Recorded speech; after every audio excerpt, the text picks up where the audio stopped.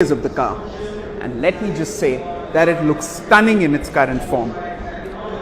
Starting from the front, we've got these really slim and smart looking headlamps, which of course are LED, and the grille starts right from the tip of the headlamp and goes all the way to the other side.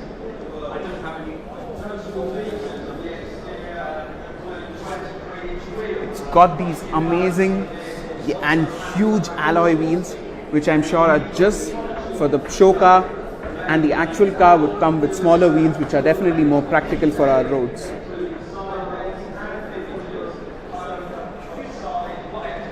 Moving on to the sides, gets these rather smart, however a bit unfunctional outside rear view mirrors,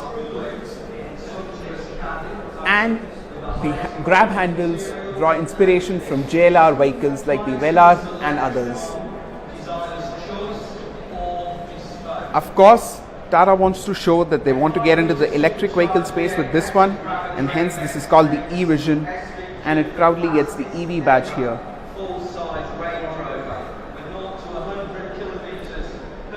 At the rear, you again have slim looking tail lights and a rear diffuser.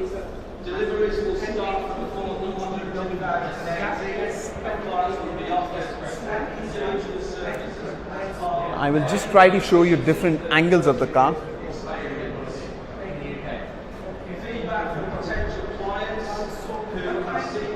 The car here on display gets a glass roof.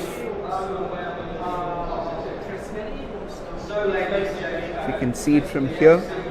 It's a full glass panoramic roof. And the interiors look rather interesting too. And just like that, we are inside the car now. The interiors are unlike any Tata ever seen before and draw huge inspiration from JLR products and even Volvo because of their minimalist nature. Looking at the steering wheel, it is well contoured and is a flat bottom unit with wood and piano black inserts. The instrument cluster is a full digital unit, which you can partially see from here. The central air vent is rather slim on this concept car, and it just gets a few buttons for the hazard lights, the glove box, the media, and the drive modes. Now, one very unique feature which draws inspiration from Ferrari is the passenger display, through which passengers and even the rear passengers can see quite a lot. Again, moving on to the door cards, they look rather premium as well, and they also get really nice speaker grills, wooden insert and piano black inserts. The headrests here also look unlike any other C-segment sedan, whereas this panoramic glass roof liberates a lot of light in the cabin. So checking out the rear seat space, there's quite a lot of leg room here. My feet are very comfortable.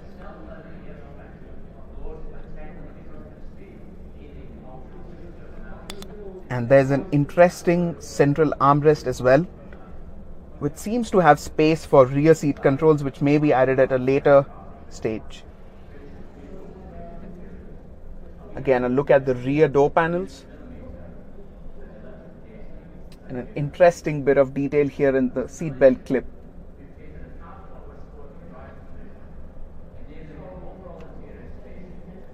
To improve the sound experience, Tata seems to have added a speaker at the top of the roof as well.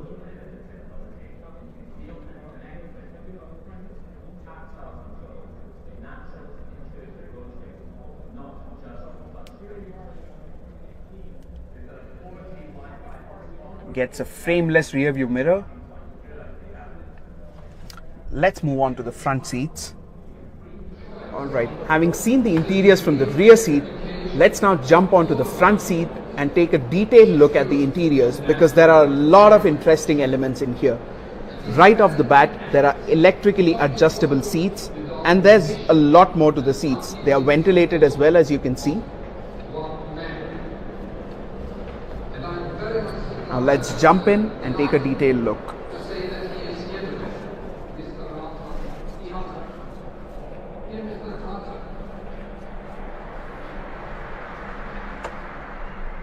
So here is the instrument cluster in a lot more detail.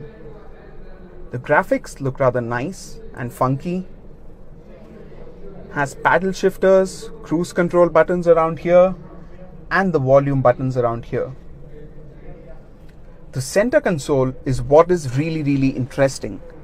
So what Tata has done is that they've moved all the controls that you normally don't use way too often onto this nice screen, just like Volvo.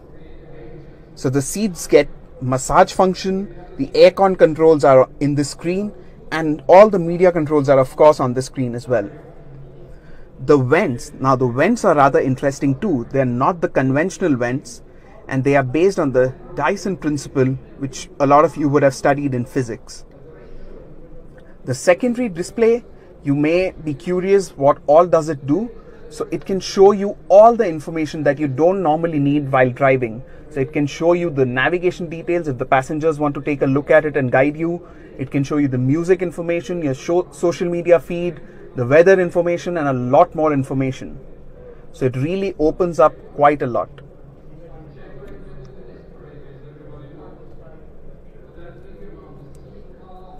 The wood here looks really rather premium.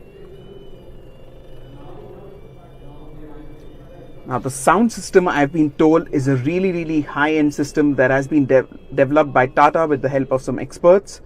It is not branded like the other cars like JBL or Harman Kardon, but they want us to believe that it will sound really good. Now since all the controls have moved on to the screen, and currently the car doesn't have a gear lever, there's a lot of space in between the front seats. And both the front seats also get a rather comfortable armrest.